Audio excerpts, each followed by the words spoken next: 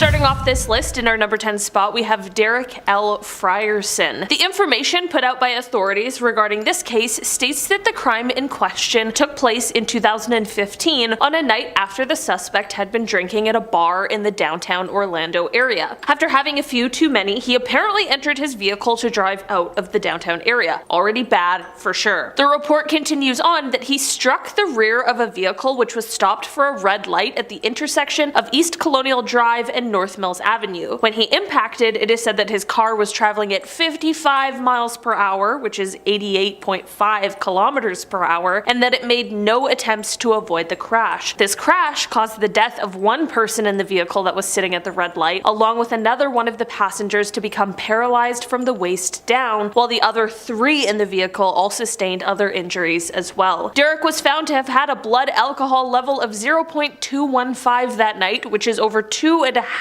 times the legal limit to drive. And not only this, but he also is said to have had prior DUI convictions in Florida as well as Missouri. Unfortunately, authorities have reported that since this crash, Derek has left the Orlando area and is currently trying to evade these charges. There is an active warrant out for his arrest pertaining to multiple charges, all as a result of this accident. In our number 9 spot today, we have Harry Dana Braswell Jr. Okay, so for this one, we have to take it back in time a bit to Harry's initial arrest, which was on February 22nd, 1975. Harry was arrested for taking the life of John Robbins. Basically, a couple days before his arrest, on February 19th, Harry and 3 accomplices entered John's home, tied him to the bed, and took his life. Everyone involved in the crime was arrested at the same time as Harry, and subsequently, they were sentenced to life in prison. This obviously doesn't sound like someone who is on the loose, so what could have happened? Well, after serving 8 years of his sentence, Harry escaped. In 1983, at the Sumter Correctional Institute, Harry hid himself inside one of the cabinets that he and another inmate were loading onto a truck inside of the facility. Once the truck left the facility, he and the other inmate jumped off of the truck and voila, they had escaped. While the other inmate was later recaptured in Oregon, Harry was never able to be located and he remains at large. In our number 8 spot today, we have Joseph Obregon. Joseph has been wanted by the Tampa Police Department for the last year at least, but the crime at hand took place back on December 5th, 2017. Joseph was initially arrested after he caused a crash after allegedly racing his Dodge Ram pickup truck against another. This is of course already a crime, but things turned so much worse when, as he allegedly raced, he also crashed into an uninvolved Toyota RAV4 that was carrying 2 occupants. Because of the crash, one passenger, Bill Swartz, who is 78 years old, passed away at the scene. His wife Jane, who is 58 years old and was with him, ended up passing away at the hospital on January 20th, 2018. As a result of all of the charges brought against him, Joseph was set to appear in court on September 17th, 2021 after a plea deal was reached. Despite this seemingly initial early cooperation, Joseph failed to appear in court, after which a no-bond warrant for his arrest was issued. In our number 7 spot today, we have Alfredo Acevedo. On June 9th, 2001, Alfredo was traveling southbound on State Road 93, which is on Interstate 75 in Charlotte County, and he was driving a 1984 white Chevrolet van. According to the statement the authorities put out while traveling in this vehicle, Alfredo had a blood alcohol content that was almost twice the legal limit. This of course led to him losing control of the vehicle, which ended up overturned. At the time of this crash, Alfredo wasn't alone in the vehicle and instead had a few passengers with him. As a result of the crash, 2 passengers in the vehicle died and 2 others sustained incapacitating injuries. Despite the clear severity of the crash as well as the horrifying injuries sustained, Alfredo is still wanted by the Florida Highway Patrol to answer for his involvement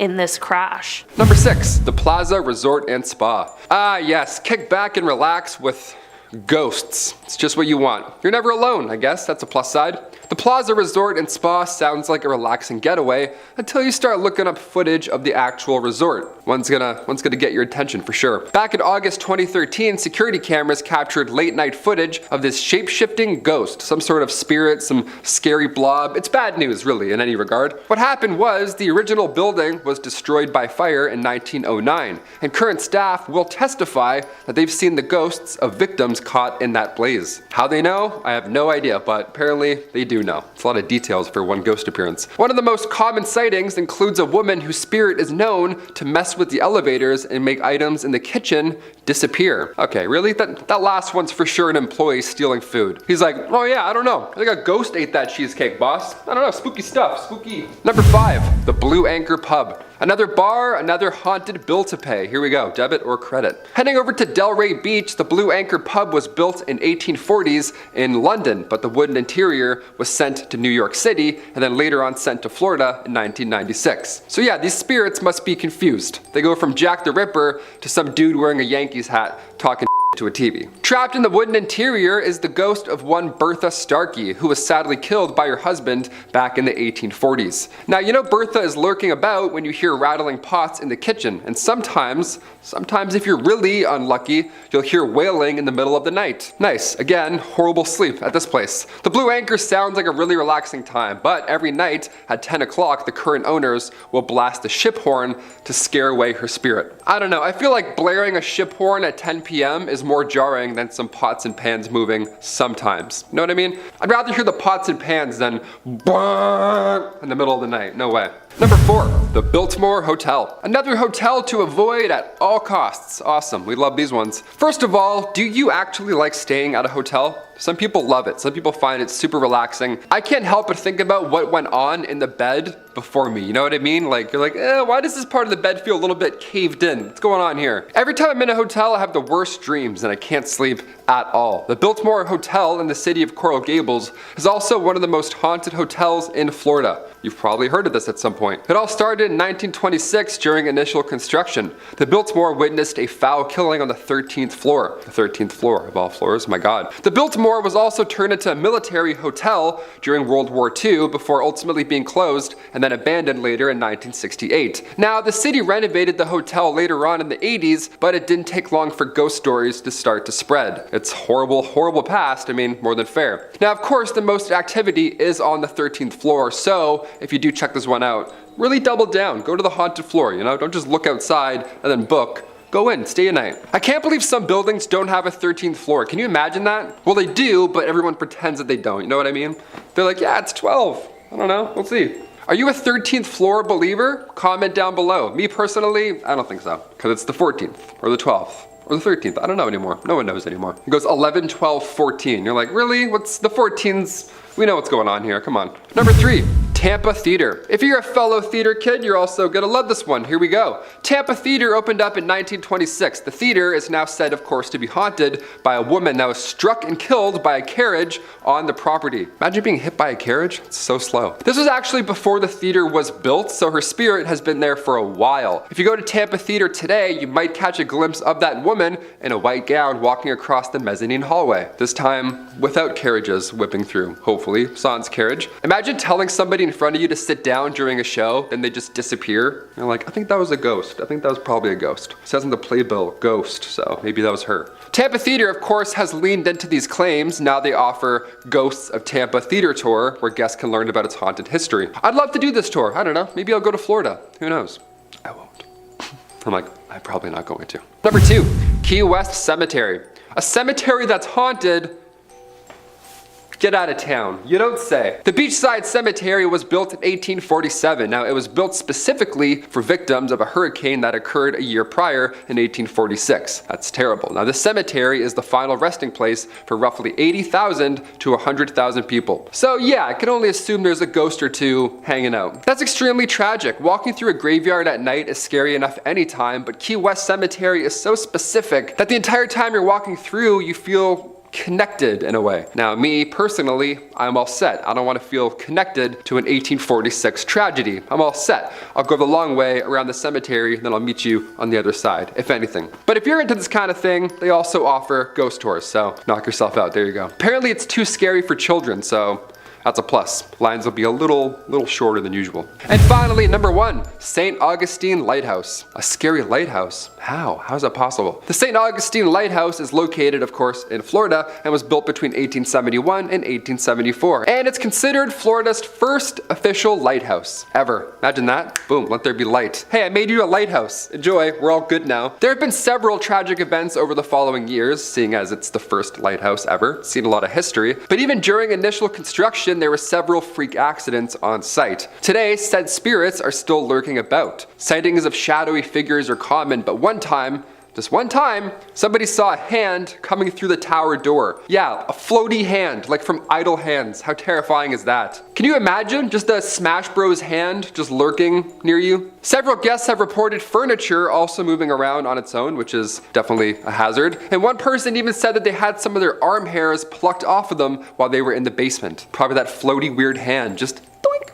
Give me one of those. Another guest felt someone grab their ankle at one point while walking down a hallway, which actually caused them to trip and fall down, so something's going on. I don't know what this ghost hand wants, but it's pretty chaotic to me, it seems. I think the ghost hand wants you to click like if you like this video. I think that's what it wants, really. Starting us off at number 10 is the globster. So back in May of last year, a creature dubbed the globster washed up on a beach in the Philippines. Now in the video of the creature, it seems to be a 6-meter long thing covered in whitish grayish hair. Honestly, even in pictures of the globster, I can't identify where the head of this thing is and where the back is.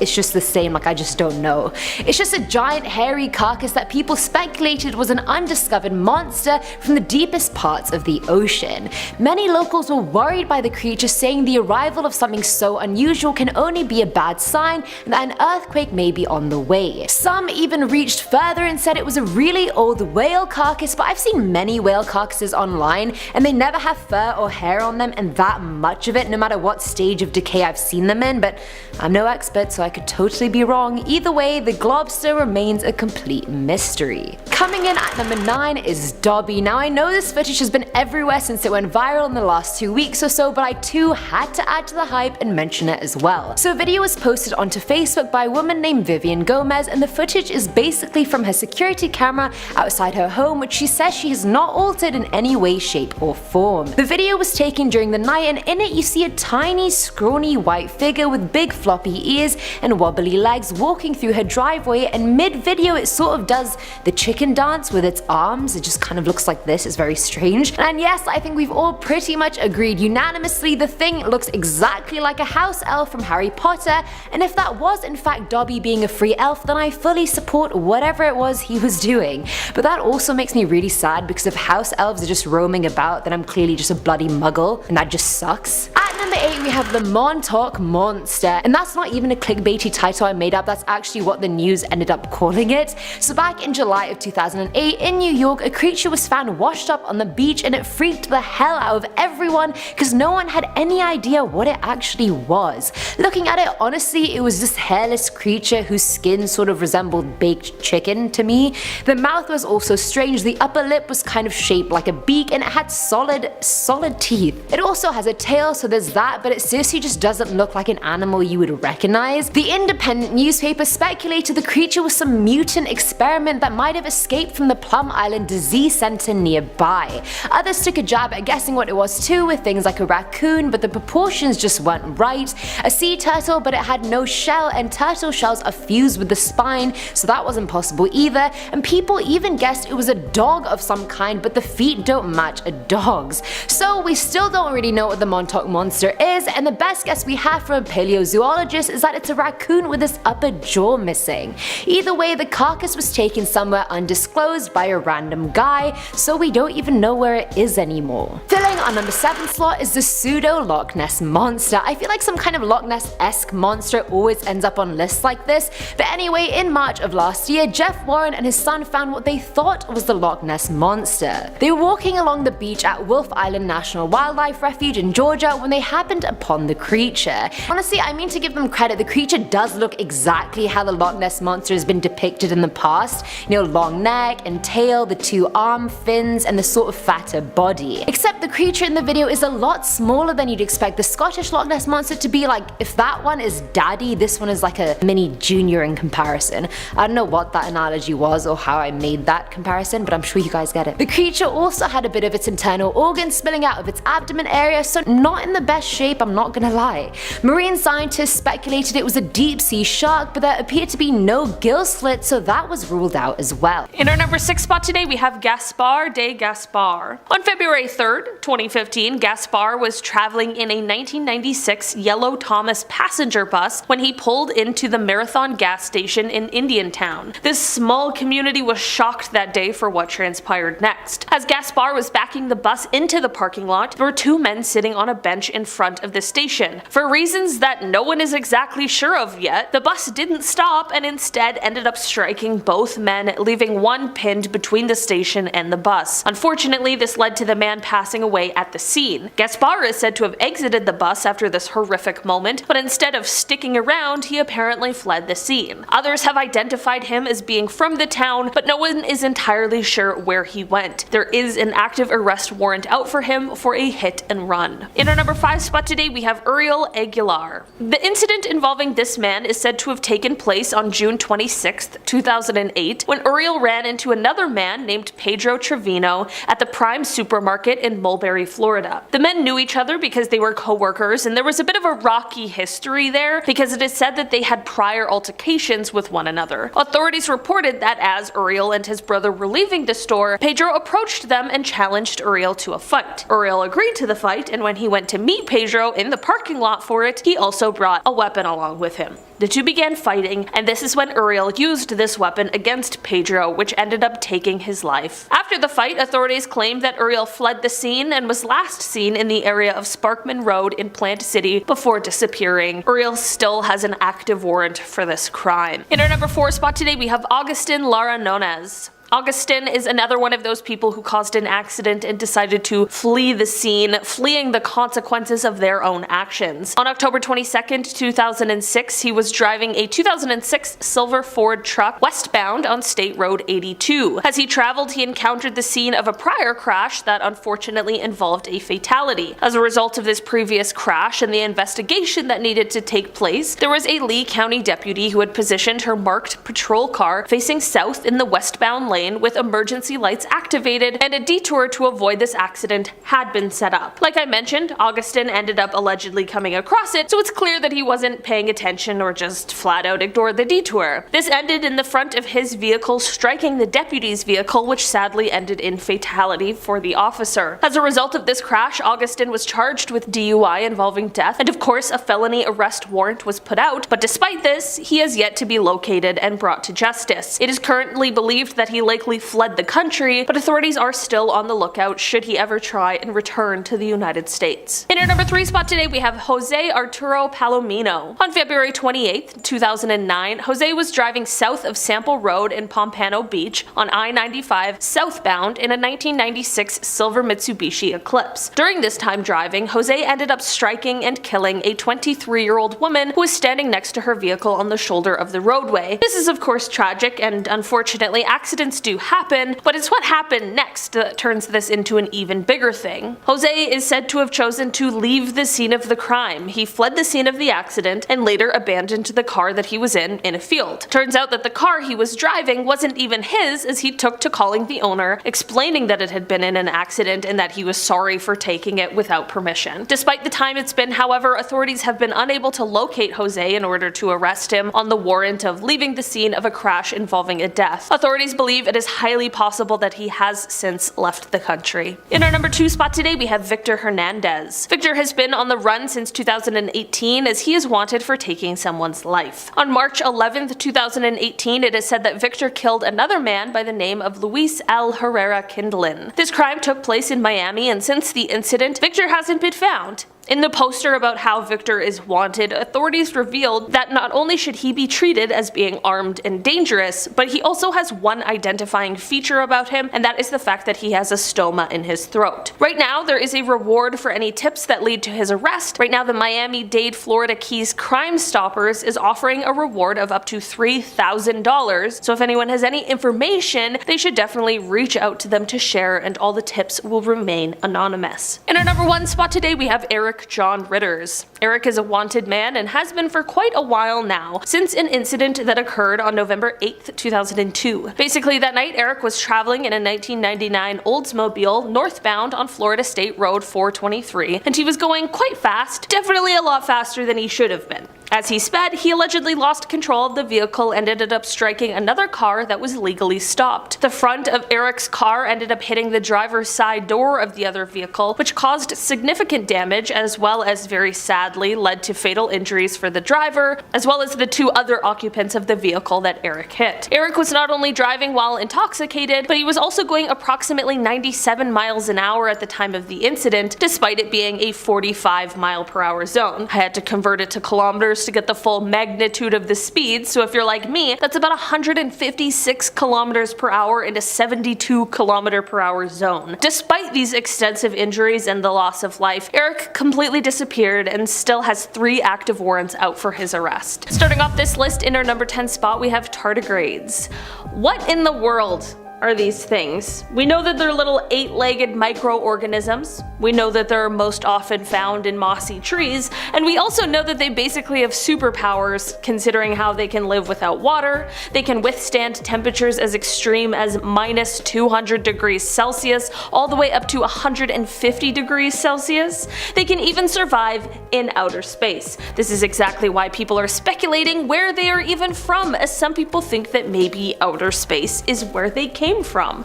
There are of course others who believe that they are from this Earth, but even with the most elaborate gene sequencing, scientists aren't exactly able to figure out what they are or even what phylum they belong to. They are pretty much an anomaly here on Earth, and while they are super interesting, they're also super mysterious. What do you guys think? Some sort of extraterrestrial organism, or perhaps just an earthly phenomena? Are they worms? Are they insects? Are they crustaceans? Or are they aliens? Who knows? In our number 9 spot today, we have the radiation-proof bacteria. In 2002, Russian astrobiologists hypothesized that a bacteria here on Earth may have actually evolved on Mars. Deinococcus radiodurans is the most tough bacteria on Earth. It can withstand even the most extreme conditions such as cold, dehydration, vacuum, and acid, but the craziest part is that it is virtually radiation-proof. These little microbes can withstand several thousand times the amount of radiation a human can withstand, as well as more radiation than any other bacteria on Earth. You can even find this bacteria on the inside of a nuclear reactor. Scientists did an experiment to see how quickly this bacteria could build up a stronger radiation resistance by zapping it with enough radiation to kill 99.9% of it, and then leaving that remaining 0.01% to repopulate before zapping it again and repeating the process. It was concluded that it would have taken E. coli thousands and thousands of rounds to build up to the same resistance that this hardy bacteria did in only 44 rounds. With this experiment, and based on the dose of radiation they gave each bacteria, it would take millions and millions of years to get even close to the amount of radiation they gave this bacteria in one cycle. Since Earth just doesn't carry that amount of radiation, it has led some scientists to speculate that since Mars is virtually unprotected and receives extremely high amounts of radiation, these bacteria may have evolved on Mars and gained their resistance in just a few 100,000 years, and then they may have been flung off of Mars by an asteroid and then brought to Earth on meteorites.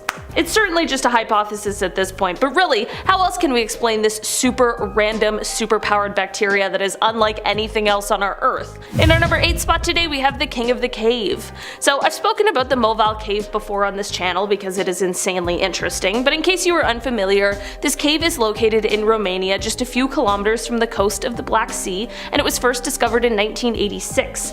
This cave has been isolated from the outside world for millions of years, and basically everything that goes on inside of it is different than what we are used to on the outside. The air inside is poisonous, which has led to the life inside of the cave developing in completely different ways than their outside counterparts, and of the 48 species found in the cave, 35 of them were endemic to this cave alone. This is all to say all of the creatures in this cave truly deserve a spot on this list, but today we are talking about just one, and that is one of the largest ones that they found inside of the cave yet. Cryptops speleoryx, which translates to king of the cave, and it grows to 52 millimeters or 2 inches in length.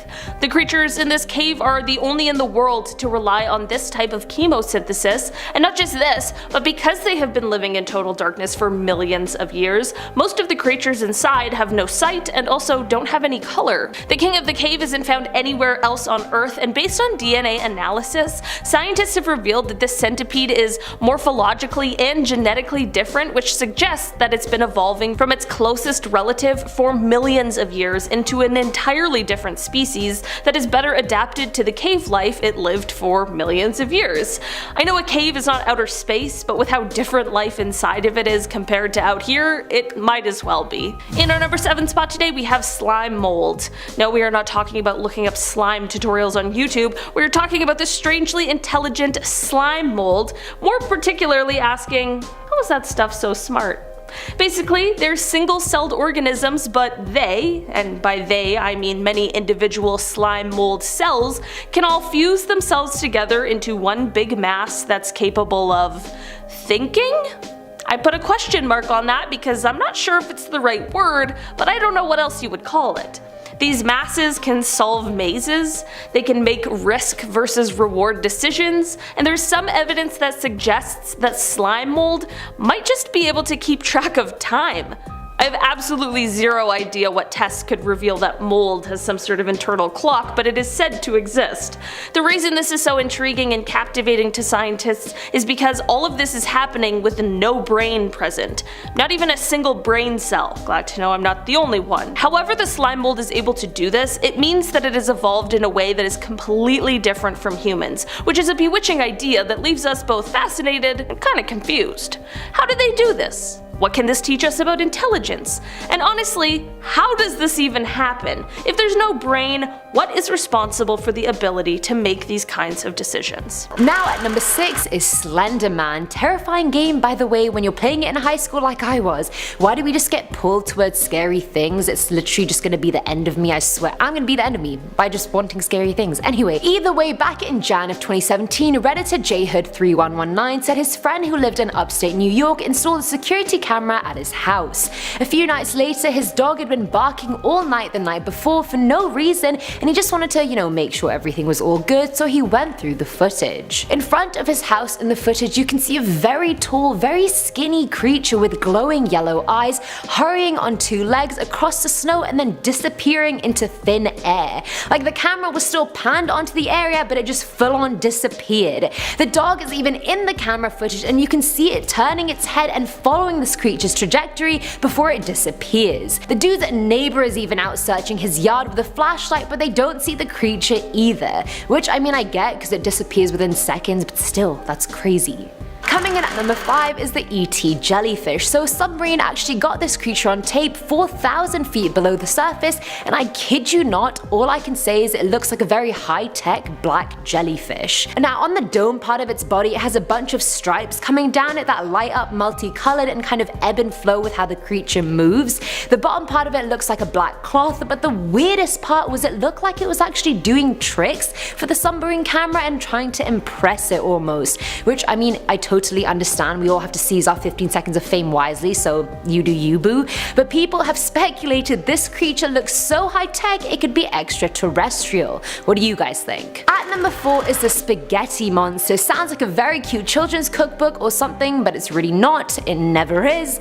Now this one requires a bit of backstory. Back in 2005, a physics graduate called Bobby Henderson actually started a church called the Church of the Flying Spaghetti Monster. He did that to protest the idea of intelligent design, which is basically a theory that says you can explain the creation of life through smart arguments rather than actual natural occurrences. So he disagrees with that statement. But funnily enough, this fictitious parody spaghetti monster was found in real life living 4,000 feet deep in the Atlantic Ocean off the coast of Angola. A remote control device took the footage of the creature, which looks whitish or yellowish in color and just has a bunch of tentacles coming out of it, all of different lengths and thicknesses. The body of it looked like what our small intestines would look like if they were an animal, if you can imagine that. And experts who saw the footage said it could be a jellyfish of sorts, but I don't remember the last time jellyfish looked like that.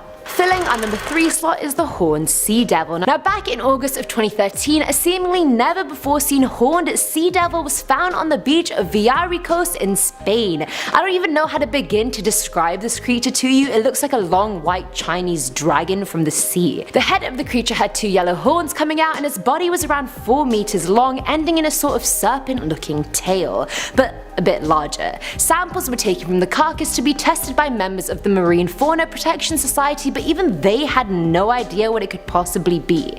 Like, even the freaking experts don't know what it is, so what am I meant to tell you at this point? Some even speculated it was an oarfish, others said it was a sea dragon or water dinosaur of kinds. Everything inconclusive. Don't ask me about it, I don't know.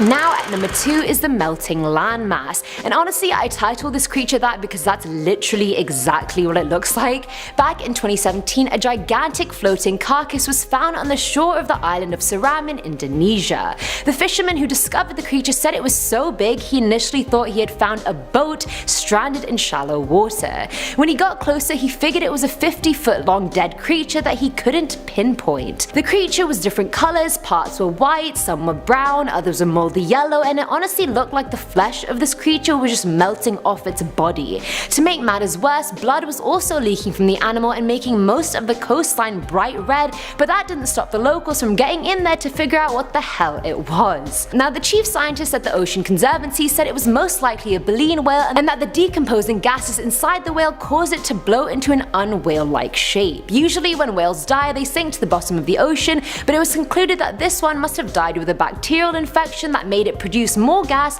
or it died in warm water which allowed more bacteria to gather than normal. Why do I sound like a scientist or a doctor in all my videos? I'm not qualified to speak like this. Either way, this thing looks like the furthest thing from a whale, so this is just false advertisement. And finally at number 1 is Untitled. Honestly I really didn't know what to call this one, so I decided to just keep it mysterious. This creature was seen in footage taken by 2 boys exploring a wooded area at night. Now I don't know where exactly they were, but the video starts with them walking through this place in the dark and hearing very weird animal sounds from a distance. And the sounds just weren't of an animal you'd heard before, they were screeches almost, or like something was choking. It honestly sounded like a possessed animal, in complete honesty, I'm not gonna lie. When the boys finally get near to where the sound is coming from, the thing changes its sound and it becomes more of a hiss at the boys, but not a cat hiss, like a human hiss.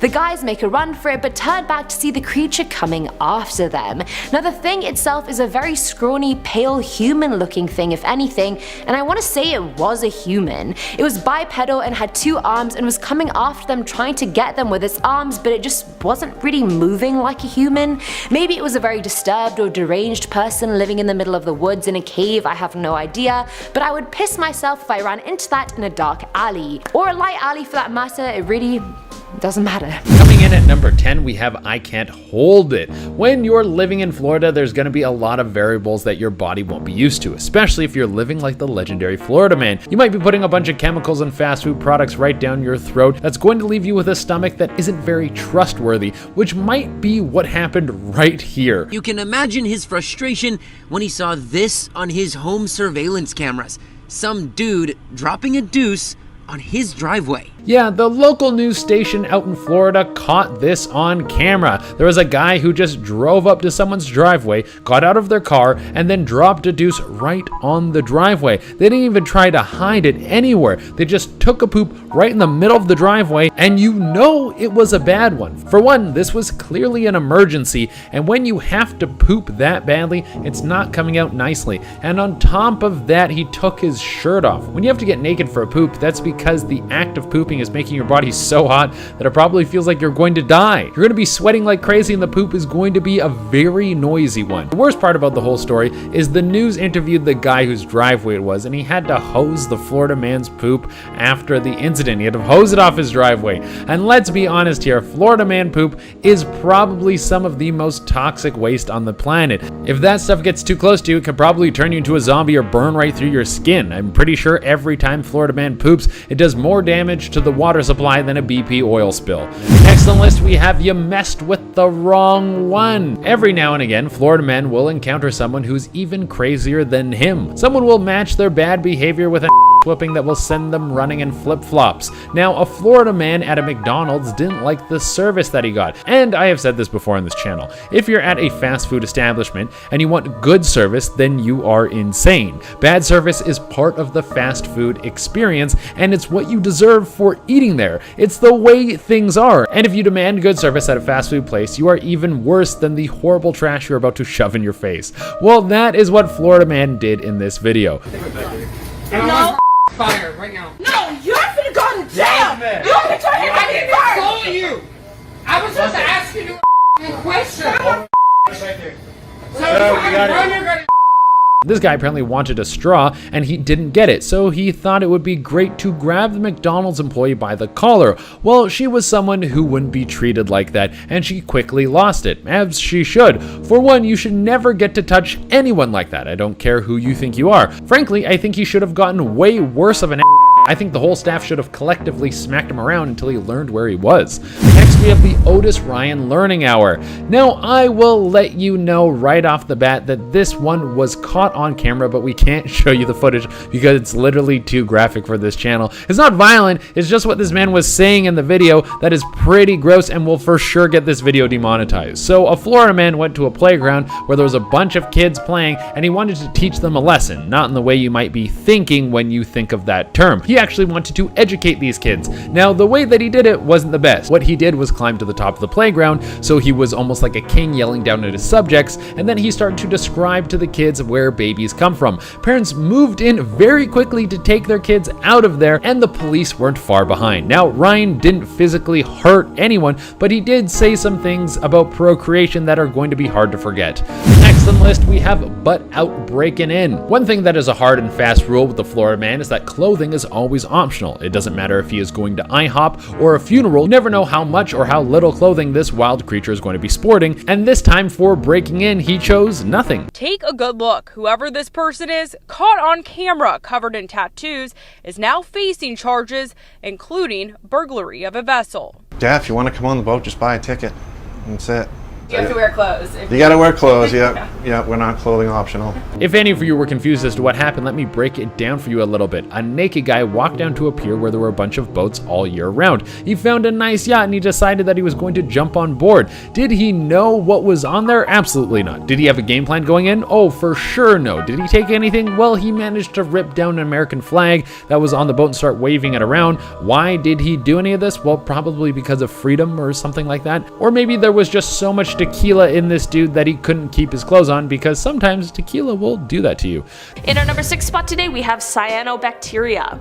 For around 2 decades, Dr. Richard Hoover has been studying meteorites that were found in Antarctica, and in 2011 he claimed that he and his team had found evidence of ancient bacteria from colonies that thrived on comets, moons, and other planets. The astrobiologist said that they were able to make this discovery through the use of the most advanced microscanning technology in the entire world. Dr. Hoover sliced open these meteorites and discovered what they called the remains of cyanobacteria, also known as blue-green algae. This type of algae is said to have a unique ability, and the ability to thrive even in some of the harshest conditions, which is necessary when talking about surviving the extreme environment some of the other planets hold, as well as just space in general. Dr. Hoover said that while some of the bacteria he had found was similar to those on Earth, he said that some of the others were completely alien. He said, quote, "Neither I nor other experts who have seen the evidence have any idea what these creatures might be. I believe these findings indicate that life is not restricted to Earth, but it is broadly distributed, even outside of our solar system." In our number 5 spot today, we have the leaf sheep. Neither leaf nor sheep, these sea slugs are often found off of the coasts of Japan, Indonesia, and the Philippines, and they are just the cutest things. They honestly look like a cartoon character. They have these little sheep-like faces with little blushing cheeks and this insane plumage all over their bodies that makes it look like the sweetest little succulent that you could ever hope for. They are super small and grow to be just 5 millimeters or 0.2 inches, and despite their totally cute alien appearance, they have one really interesting feature feature about them that gives them another similarity to the leaves that they look so much like. These sea slugs are able to photosynthesize through kleptoplasty. This means that as they eat algae, sometimes they are able to retain the chloroplasts, which allows them to create their own energy. They're not like amazing at doing this, so it's not their usual practice, but when necessary, some species are able to live for months just off of this alone, which is pretty neat. In our number 4 spot today, we have siphonophores. So there are these things called siphonophores that exist in the ocean, and they appear to be a single multicellular organism, but they are actually an entire colony of polyps and medusoids that are collectively known as a zooid. Zooids are multicellular units that develop from one single fertilized egg, and they combine to create functional colonies like the creature known as the flying spaghetti monster, or the crazy one that scientists found a few years ago that happened to be the longest siphonophore they've ever found, and it was a whopping 154 feet long. Yep, just a huge long piece of a bunch of different little creatures all working together. I don't know why it freaks me out so much. Maybe because it's a bunch of creatures that all seem as though they share a brain, maybe it's something I just can't comprehend. Regardless of whatever it is, the deep sea is just as fascinating as it is terrifying, and these guys are no exception. Each zooid has a distinct job in their colony. Some catch the prey, some digest that prey, some are there for reproduction, which is done asexually, some are there to just swim and keep the colony upright. All in all, these creatures really make us question what it means to be an individual. In our number 3 spot today, we have the vent crab. These white crabs are actually endemic to hydrothermal vents, and they were first described in 1980. The crabs in this family are usually blind and abundant. In fact, their numbers are so vast that scientists often use the clusters of them to help find the location of hydrothermal vents. The eyes of vent crabs change throughout their life, which helps them adapt to their environment. Young vent crabs usually have eyes that would be comparable to their shallow water companions, but upon metamorphosis their eyes degenerate and become naked retinas. Hydrothermal vents produce light in infrared wavelengths, and this change in the vent crab's eyes actually allows them to better see this light, although it causes them to not be able to see most other things. It's like a similar concept to night vision goggles, so basically vent crabs have night vision. Kinda. It is so interesting to see and learn about how these deep sea creatures adapt to their individual environments and circumstances. Vent crabs often eat tiny organisms and bacteria, which is another reason that they thrive near these vents.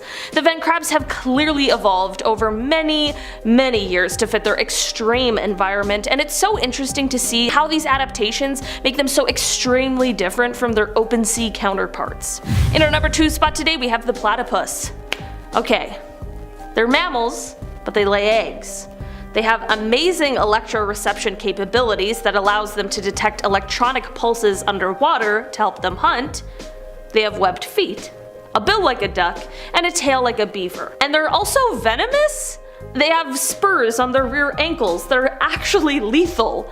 The platypus is an exceptionally interesting creature. When they're not going undercover as a secret agent, I'm looking at you, Perry, they are spending 12 hours a day underwater as they search for food. They're also equipped with 2 layers of fur that allows for both insulation as well as waterproofing, which helps them on their hunt to stay both buoyant as well as dry. One really strange and mysterious thing about the platypus is that when put under UV light, they have a strange glow to them in a blue-green color. To be honest, no one is really sure why this happens. Just another mystery to add to the pile, I guess. In our number 1 spot today, we have the axolotl. Looking more like a Pokemon than anything, axolotls are also known as walking fish, but despite this, they're actually amphibians.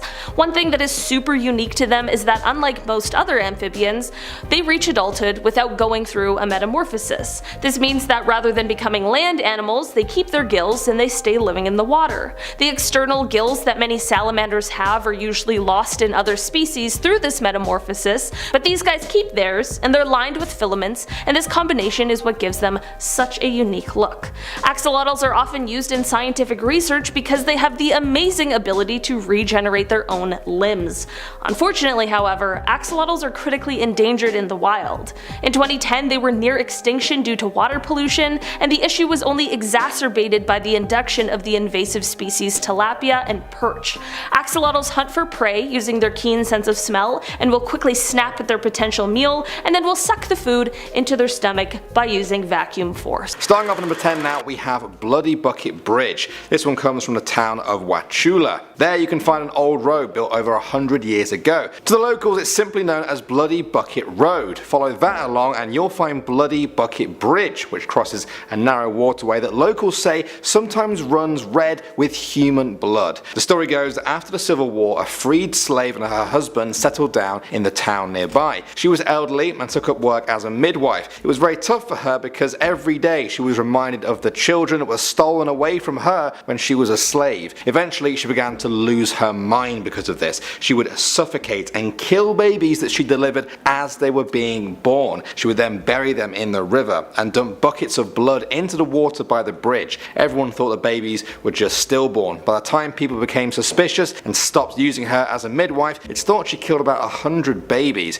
She was exiled and spent the rest of her days as a madwoman in the Florida swamps, screaming that she was being haunted by the ghosts of the babies. She always kept a bucket next to her that was said to fill up with ghostly blood. Legend says if you go to that bridge today and wait for a full moon, you can see the water run red with blood. Stay too long though, and you may even hear screams coming from the woods. Moving on to number 9 now, we have the skunk ape. A number of southern states in the US have the legend of the skunk ape, but I think it's most prominent in Florida. Ever since the 1960s and 70s, Floridians have been reporting the sight of a giant ape-like creature stalking the Everglades. More often than not, they don't just see this creature, they also smell it. It gets the skunk part of its name from its unbearable odor, said to be like methane or rotten eggs. Physical descriptions vary, but the skunk ape is said to stand about 7 feet tall and weigh up to 450 pounds. Locals say it lives in alligator caves along with dead animal carcasses. While most scientists have discredited the idea of a giant ape running around Florida, there are many people who swear by it. These days there's even an official skunk ape research headquarters in Ochapee. Researchers collect samples and investigate reports of swamp ape sightings. At the time of recording, they've yet to find conclusive evidence and the search continues. At number 8 now, we have the killer cloud. Honestly, out of all the urban legends that I've talked about on this channel, this is perhaps one of the most unique. In the woods along the Tomoka River on Daytona Beach, a strange pink cloud has been blamed for the disappearance of dozens of people over the years. The cloud was first seen in the 1950s and 60s and is said to appear during the colder months of the year. It's rumoured to devour the flesh off human bodies. Locals have reported finding human bones in the area after the cloud has disappeared. Some say that it's swamp gas or a local fog that covers only a small area. Perhaps the creepiest explanation though is that it's the angry spirit of Chief Tomoki, who was cursed for drinking from a sacred spring. Now he devours anyone who can't outrun the pink cloud. Next at number 7 now, we have the Tallahassee Witch. In 1889, Elizabeth Budd Graham was buried in the Old City Cemetery in Tallahassee. The 23-year-old was a wife and mother whose life was not overly remarkable. Locals have always found it strange then that her tomb is perhaps the grandest in the whole cemetery. Local legend says the reason is because Elizabeth was a witch. As with Christian tradition, the other graves faced east, but Elizabeth's faces west, the exact opposite. Her gravestone has a poem by Edgar Allan Poe engraved on it which reads, "Ah, broken is the golden bowl, the spirit flown forever. Let the bell toll, a saintly soul floats on a Stygian river. Come, let the burial rite be read, the funeral song be sung, an anthem for the queenliest dead that died so young, a dirge for her, the doubly dead, in that she died so young." Now some people believe this holds clues to her being a witch. Broken in a bowl is said to refer to her killing a vampire. Doubly dead refers to witchcraft, as a witch must be killed twice to die. To this day, locals have reported modern day witches visiting her grave to pay their respects. Next on the list, we have one man's trash. I don't know what they are putting in the water over there. I don't know what they're putting in the food over there. I don't know what they are putting in the prescriptions over there, but it would seem that the people are on edge at all times of the day and willing to take someone's life over garbage. What I'm about to show you is a video of two people fighting over what essentially would be garbage. When he pulled out the sword, I thought, what am I doing? I thought, is he really gonna do this? So what happened here was one of those men apparently saw that wheelbarrow cart thing. It was put onto the curb because someone was throwing it away. Apparently the dude with the bandana saw it first and started to take it home. Well, the other Florida man said that he actually saw it first and was waiting for the right time to grab it. Well, bandana guy was like, no, you just want it because I'm taking it. And then the other guy decided that he would attack him with a sword. You heard it right. A dude pulled out a sword and was ready to chop a dude down because of something he saw someone throw out and he wanted it. There is something strange going on over there. Next on the list, guys, we have gotta see the gators. I don't know why, but Florida man loves gators and crocs. He can't get enough of them. It's like he's drawn to them and they give him power. Maybe there's some sort of pheromone that gators give off which makes the Florida man go crazy. This could be the connection between the two. But what we are about to show you is Florida man trying to get in touch with his favorite animal. Surveillance video shows him trying to get out of the lagoon, but he doesn't make it in time. He's attacked by a beast with razor teeth. After finally scrambling out of the water, he teeters along a wall inside the exhibit. That clip was from a guy breaking into a croc and gator sanctuary and then getting attacked by crocodiles. Obviously, you see him get out of the water after, so the thing didn't take his life or any of his limbs, but it did leave him pretty banged up. On top of that, he spent 4 hours walking around this place and splashing in the water with these monsters. He's lucky he made it out of there alive, but I just don't get why you would do something like that. If you wanted to go for a swim, I'm sure there are plenty of pools you could have broken into and saved yourself a lot of trouble. Next on the list, guys, we have a close shave. Sometimes the Florida man is a Florida woman. Really, Florida man knows no gender or boundaries. The Florida man is a way of life, and many of us will never understand it. It goes too deep. It's a form of expression that is so unique that some of the intelligent people in this world struggle to comprehend it. Like what we have going on here.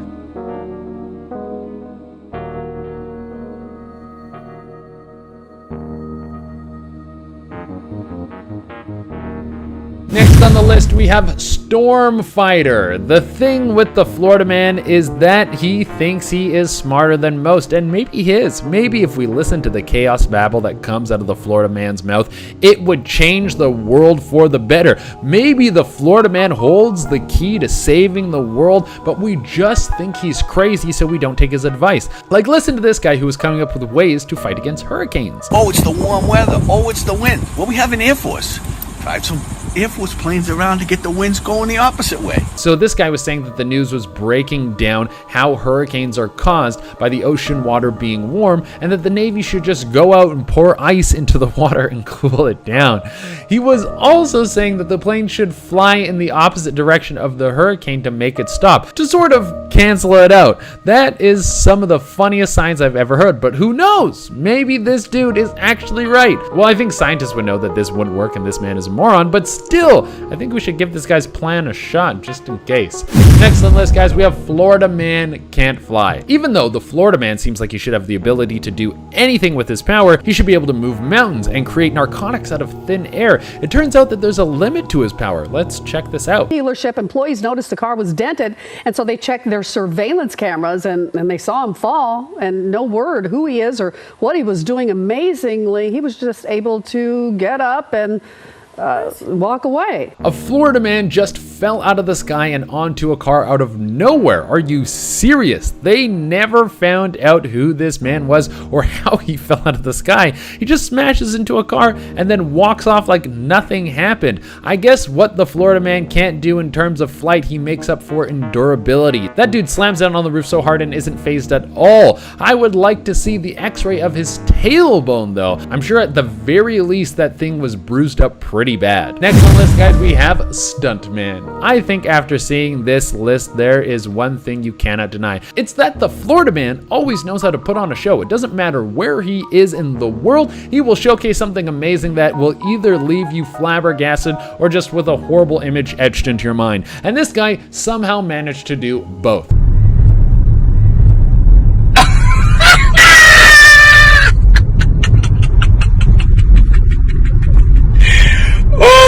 This This dude is risking his life and putting on a crazy show and doing it all with a thong on. This is truly one of the greatest Florida man moments ever. Could you imagine doing something like that? Being on the highway, on a bicycle, you got your butt cheeks flapping in the wind, and you're just hoping that you don't fall on the road and get rash everywhere. You just get your skin ripped off, and you're riding a bike in the most unusual way ever. I am truly impressed by this man. He is probably one of the most powerful people that we don't know about. Kicking off our list at number 10, Room 206. This gives me Stephen King 1408 vibes, and I'm not sure that you're ready. Next time you visit Florida, make sure you read every customer review before you check into a hotel, because some of them might be full of ghosts. That might be a thing that you just might have to deal with. Room 206 at the Super on International Drive. Apparently, it's super haunted. Guests have reported the bed shaking in the middle of the night, probably terrible for your sleep, or freezing cold air even though the AC is turned off. And worst of all, guests have seen their bed look as though somebody was sleeping there moments before, even though it was perfectly made right before they checked in.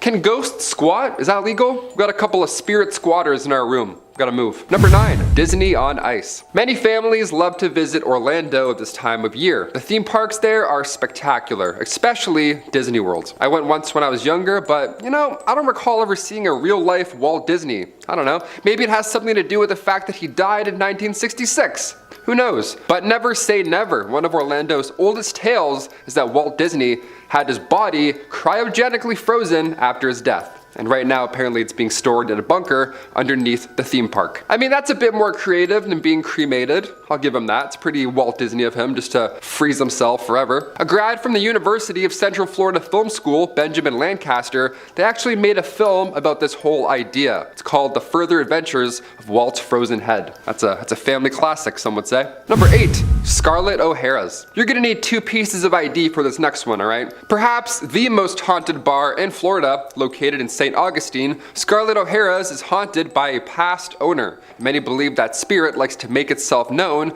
to guests. That's always fun. Try and go grab a pint and now you got a ghoul in front of you.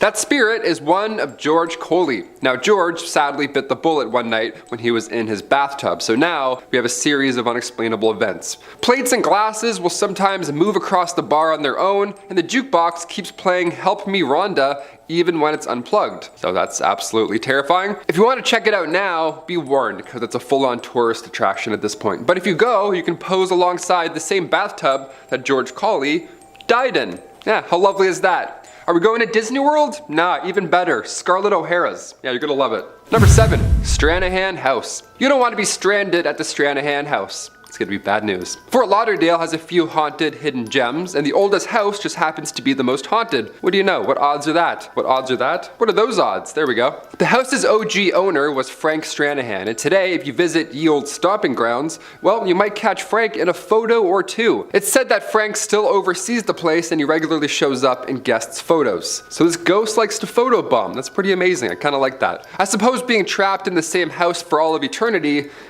probably gets a little boring from time to time. Just to pop into a photo, throw some peace signs up, and then disappear back into the walls. Ivy Stranahan, Frank's late wife, she also has made an appearance or two. Nice. True love is haunting the same house forever. Guests have felt a cold hand on their shoulder, and her perfume still lingers in the hallway. Must have been some good, strong stuff. Nice. Now, it's not all fun and games. Augustus Stranahan, aka Frank's father, well, his ghost likes to throw books. It's really aggressive, so heads up for that, I guess, if you go. Cheers. Coming at number 6 now, we have the Gator Men. I'm sure any of you who are from Florida will know that it's famous for alligators, but have you heard of the Gator Men? Yes, there are allegedly half human, half alligator hybrids that live in Florida's Everglades. Going way back to the 1700s, you can find reports of these creatures. The top half is always said to resemble a human, but by the time you get below the waist, everything changes. They are said to have webbed feet, scales, and tails. Not everything is an even split along the body though. Witnesses have reported that their teeth are not human-like. They say they're jagged and resemble alligator teeth more closely. They're said to be highly intelligent, aggressive, and cunning creatures that travel in groups and even have their own guttural language. Without any recorded sightings though, the Gator Men remain swamped in urban legend. Moving on to number 5 now, we have the Devil's Chair. Legend says that in a graveyard in Casadaga, Florida, is a chair that belongs to the devil himself. It's a wide brick bench that was supposedly built by the devil. Every night at midnight, the devil returns to sit in this chair. It's meant only for him, and if you sit in it, he will have his revenge. Locals say that he whispers evil ideas in your ear while you're in the chair, ideas that will haunt you forever and send you down a spiral of evil doings that will result in you going to hell, where you can join him forever. Another strange addition to the legend is that if you leave a full, unopened can of beer on the chair and return the next morning, the can will be empty but still unopened. Somehow. That's all I know. You'll just have to visit and try for yourself if you want to know more.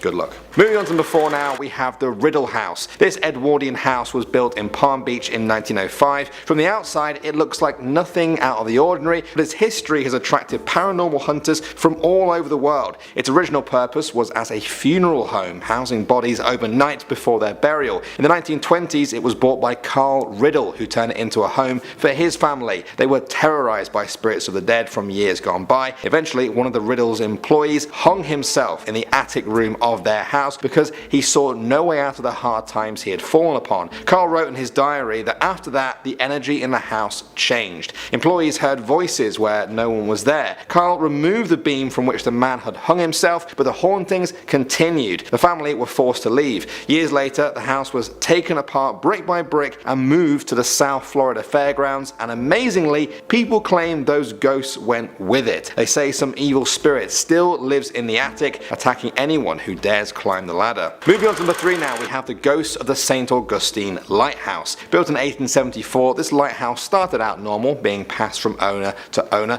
That was until it came into the hands of Peter Rasmussen. His spirit is said to have imbued itself with a lighthouse. Now, he was said to be absolutely obsessed with cigars, smoking multiple ones a day. All these years on, staff report smelling cigar smoke years after Peter died. Another legend involves a pair of girls, Eliza and Mary Pitty. They were playing in the nearby waters in the late 1800s while their mother worked on the lighthouse. In a tragic accident, the girls drowned. Staff say their laughter can still be heard from the top of the lighthouse every single night. Next up at number 2 now, we have Spook Hill. In the town of Lake Wales, you can find Spook Hill. Locals will tell you that it's a must-see for anyone interested in the paranormal, although you may have already thought that based on the name. Legend says that if you stop your car on the right spot on Spook Hill and put it in neutral, you can experience your car rolling uphill. Most people are happy to just experience it, be a little bit scared and then move on. But for those of you who want to know the creepy side of things, you'll be pleased to know that there is a story meant to explain this. A nearby sign reads, "Many years ago, an Indian village on Lake Wales was plagued by raids of a huge gator. The chief, a great warrior, killed the gator in a battle that created a small lake. The chief was buried on the north side. Pioneer male riders first discovered their horses laboring downhill, thus naming it Spook Hill. When the road was paved, cars coasted uphill. Is this the gator seeking revenge, or the chief still trying to protect his land?" And finally, number 1 now, guys, we have Robert the Doll. Now, I've talked about this doll a lot on this channel, and it never gets any less creepy. In 1906, Robert Eugene Tott was given a doll as a boy in Florida. It was a gift from his nanny, who also dabbled in voodoo. The 40-inch tall doll was made of wood, stuffed with wool, and wore a sailor outfit. This is where it gets confusing. Robert gave up his name to the doll. He just gave it up and started calling himself Gene instead. Gene spoke to Robert the Doll all the time and swore the doll was real. Eventually, even neighbors began to think that they heard the doll whisper back, change its expression, or even move by itself. Some local children once claimed they saw the doll looking out of the top window of the family's home. The family began to think that their son's doll might be possessed. Yeah, I would too. No matter how much they wanted to get rid of the doll though, Gene just wouldn't let go of it. He kept this creepy doll for the rest of his life. These days, the doll sits in a glass box at the Fort East Martello Museum. Despite the glass and the years that have passed, even the sight of him creeps some people out.